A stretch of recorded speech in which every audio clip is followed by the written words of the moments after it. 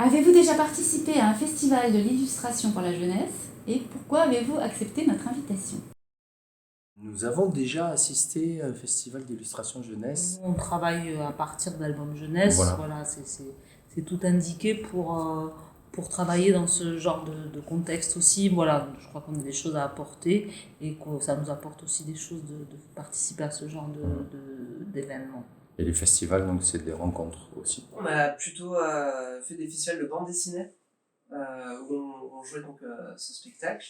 Et justement, ça nous semblait une belle opportunité de pouvoir présenter ce spectacle-là dans un public vraiment jeunesse. Et dans une ville comme Castres, dans un endroit où on n'a pas l'habitude, nous, d'aller, de jouer, de pouvoir le présenter à un public différent, c'était une super opportunité. On s'est dit, allez, il faut y aller. Donc c'était un grand plaisir d'être là. J'ai assisté à beaucoup de festivals depuis 40 ans que je fais ce métier et j'ai accepté parce que c'était axé sur la linogravure. C'est assez rare qu'on me demande de travailler précisément sur cette technique que j'aime beaucoup. Alors oui, j'ai eu l'occasion de participer à quelques festivals et celui de Castres, j'ai tout de suite dit oui parce que ça avait été très, très gentiment demandé. C'est aussi l'occasion de voir l'exposition de Philonimo que j'avais pas encore vue. Voilà. Alors oui, en effet, j'ai déjà participé à un festival. D'ailleurs, je me souviens encore, c'était en 2015, mon premier salon. Ça a été pour moi très très marquant parce qu'il y avait beaucoup de sensations. Et du coup, si j'accepte de nouveaux salons et particulièrement le vôtre, c'était pour renouveler cette sensation et ces retrouvailles, ces rencontres avec mes collègues. Quel est votre album jeunesse préféré ou votre illustrateur préféré? Je vais dire c'est Claude Ponty, elle écrit aussi et je pense que c'est Les Poussins. Donc illustrateur, j'aime beaucoup l'illustrateur Attaque qui travaille sur la peinture, qui est allemand. Il y a Adrien Parlange aussi qui fait des choses magnifiques avec des albums objets très tendres. Il y a Guillaume Chauchat et Anne Vaudin qui ont fait un livre qui s'appelle Un lisou. Et du coup, c'est plein de façons de faire des bisous. Donc, avec le nez, ça fait un nisou, etc. Et donc, ça, c'était un beau livre qui est en train de sortir. Oh, dans les illustrateurs préférés, les grands maîtres, bien sûr, comment ne pas citer Tommy Ungerer, mais des gens que j'ai eu la chance de connaître, comme Quentin Blake, par exemple, ou dans les contemporains, quelqu'un qui est à mon âge, François Place. Alors il y en a beaucoup évidemment, mais un album que j'aime beaucoup, c'est L'imagerie des saisons de Lex Volex, voilà, qui est vraiment un livre un petit peu ovni quelque part, très intelligent, avec beaucoup de sens. En ce moment, ce qui me vient à l'idée, c'est le travail de Anne Bruni, avec Macloud Zikmuz, je ne sais pas si je prononce bien, et le livre que j'aime bien, c'est Bonjour ou Chemin. Quel est pour vous le lien entre illustration et spectacle vivant? En fait, presque on n'a pas trop de lien, dans le sens où la manière de raconter un récit change radicalement. C'est-à-dire que quand on dessine un livre, on sait que ça va être un lecteur qui va avoir le temps, qui va se poser et qui va prendre le temps de s'imprégner des images.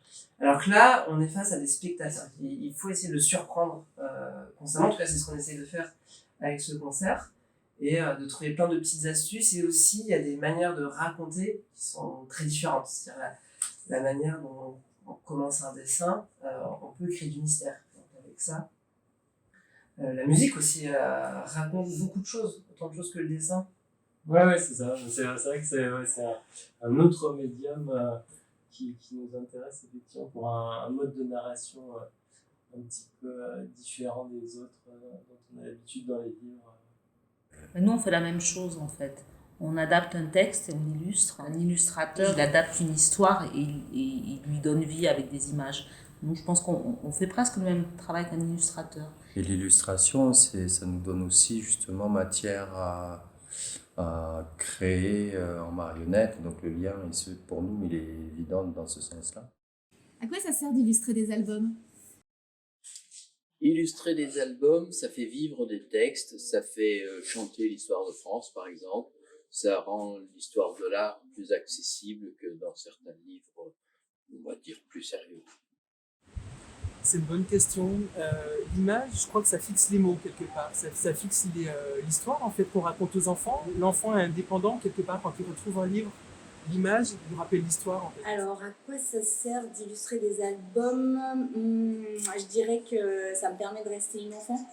Et je crois que j'ai jamais voulu devenir une adulte. Et j'ai trouvé par hasard un métier qui me permettait de rester curieuse, ouverte, inventive, et aussi de partager ça avec des lecteurs qui sont eux-mêmes des enfants en fait. Pourriez-vous nous donner 4 mots pour décrire votre expérience avec les enfants et leurs parents au cours des ateliers de la journée? Alors, je dirais avec les enfants de Castres aujourd'hui, les petits Castrets, il y avait attention, concentration, humour et jubilation. Ah, et ben beaucoup de créativité, d'inventivité aussi,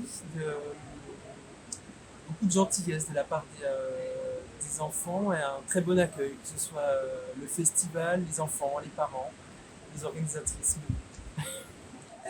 Créatif, collaboratif, joyeux et ludique. Et une petite anecdote à nous raconter sur votre participation à ce festival? C'est le plaisir qu'ont eu les enfants à patouiller avec l'encre, la manière dont ils retroussent leurs manches, dont ils regardent faire les précédents pour faire encore mieux, et ça c'est un délice. Celle d'un enfant, d'un petit que j'ai trouvé super tendre en me criant tout fort lapin avec l'accent de Castres et j'ai trouvé ça craquant. C'était à Mazamet, c'était une classe de plusieurs niveaux différents et il y avait un petit garçon adorable qui après l'atelier m'a dit c'était mon plus bel après-midi. On est arrivé ce matin, on a mangé des chouquettes. Ça c'était chouette. N'est-ce pas?